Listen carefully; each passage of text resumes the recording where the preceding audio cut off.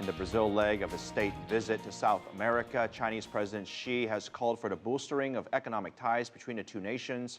Heralding 40 years of diplomatic ties, President Xi also called on for more cooperation on the international stage and is pushing for more rights for developing countries. Nathan King has more. Signing a flurry of deals before heading to Argentina, Chinese President Xi Jinping with his Brazilian counterpart, who highlighted just how much trade flows between the two.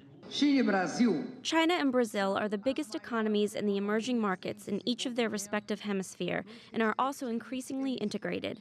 We went from trade of $3 billion to a record of almost $90 billion in 2013. Since 2009, China has been our main trade partner. Several concrete deals have been cemented in this visit, including the sale of 60 planes made by Brazil's national champion Embraer to China. President Xi has also floated a plan to build a regional railway system in partnership with Brazil and Peru. We are going to continue working on increasing our bilateral trade partnerships. We'd like to focus cooperation on oil, electricity, mining, agriculture, and other areas of investment. We want to establish strategic partnerships in infrastructure like railways. Also, we want to enhance cooperation in finance, technology, and internet.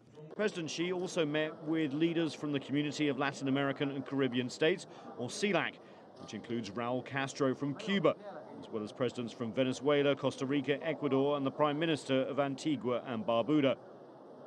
The highlight of the trip, obviously, the announcement of the new development bank for the BRICS countries, cementing China's place as a new force in finance and development, not just for the BRICS countries, but for the rest of the world. But it wasn't just economic, lots of talk of added political cooperation too amongst the G20, the BRICS countries and the WTO, a challenge emerging to the Washington consensus. Nathan King, CCTV, Washington.